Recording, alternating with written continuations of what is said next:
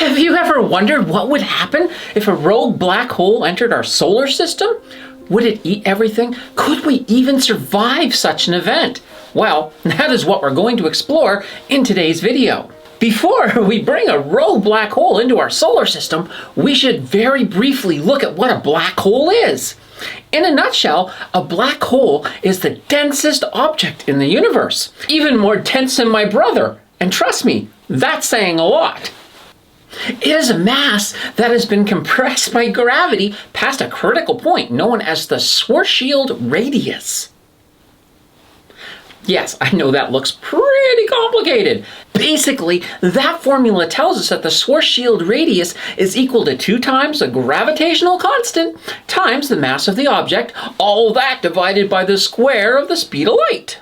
Yes, that is an aspirin sandwich level of math for some, but it can tell us some pretty cool things.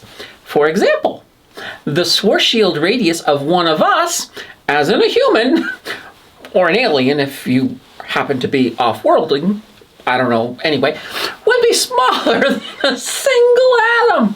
So technically, if Ant-Man kept his mass when he shrinks, he may be flirting with a little darkness there. Okay, one more example, and this is way cool. The Schwarzschild radius of the Earth is about the size of a pea. So get this.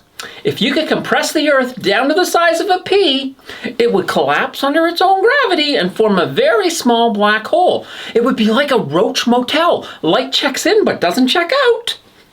Of course, the energy required to compress regular objects down to that level is just not realistic, or maybe even possible. However, when you take a bigger object, like a very big massive star, much more massive than our sun, we have a potential black hole. When a massive star dies and uses up all of its fuel, we end up with one of the most destructive events in the universe. We get a supernova explosion. As the outer layers of this star are ejected violently into space, the inner parts of the star are compressed down well to the Schwarzschild radius, and then gravity takes over as that mass collapses down into a singularity. The end result, the new black hole starts to eat the gases and material around it, left over from, of course, the outer layers. Some of the matter is far enough away to not have to worry about the black hole. People like to think of black holes as these monsters sucking in everything they come in contact with. The reality is that they still have the same mass and gravity of the star they used to be. And it is possible to even orbit one of these black holes just as something could orbit that sun.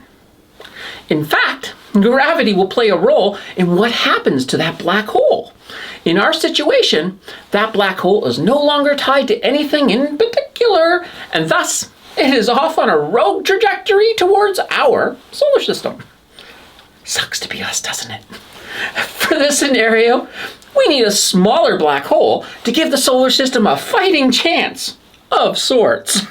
We will assume our rogue is a 5 solar mass black hole, which means it has 5 times the mass of our sun.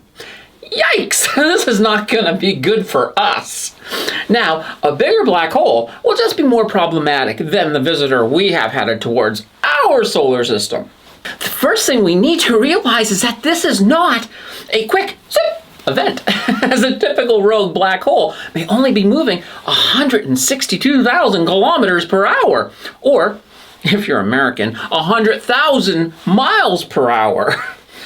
The solar system is roughly 287.46 billion kilometers across. If you crunch the math, this black hole would be passing through our solar system for roughly 202 years. Holy banana bread, talk about a long calamity. The solar system is very big. However, after about 100 years with this one aimed at the sun, there's not really going to be much left of the solar system, at least in the form that we know it right now. Initially, we would have no idea that we even had a visitor. Though, things would begin to change as the black hole moved closer to the Oort cloud on, of course, the outer reaches of our solar system. It would still be 28 years before the black hole would reach our sun. But as for the Oort cloud, gravitational chaos has already begun. Some material would be eaten. Some would settle in an orbit around the black hole. But many objects would be hurled towards the inner solar system. Depending on their speed, we would not enter into that shooting gallery for many years. But it would be almost certain that we're going to get hit multiple times by comets and, of course, asteroids. If our luck holds up, they may be smaller ones, but with what is coming next, we may prefer a big asteroid to just end it all. The gravity between the sun and the black hole would have already begun to interact at this point. The sun would begin to move a little in the direction of the black hole. Everything in the solar system, though, is orbiting around the sun, so we wouldn't really notice this at first. However, as we are trying to figure out why there seems to be a lot of odd movement in the Oort cloud, the bigger planets will begin to feel the black hole's gravity.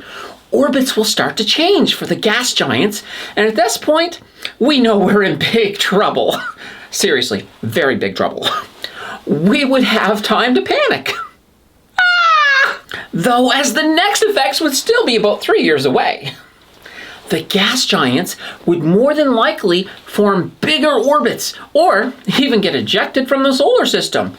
If one was unlucky enough to get too close to the black hole as it moves towards the inner solar system, the black hole would begin to strip the gas away, and it would be a fascinating show to observe as the gas heats up and a lot of energy is released.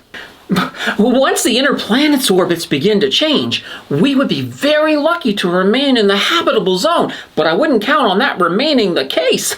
Go buy some winter jackets, folks. You're gonna need them.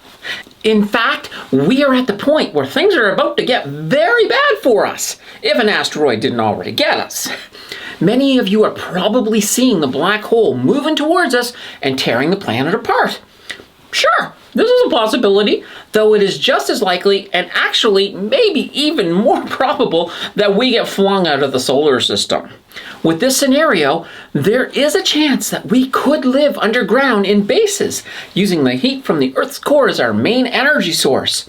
That is providing we have these bases up and running, or can build them as soon as we realize what is happening.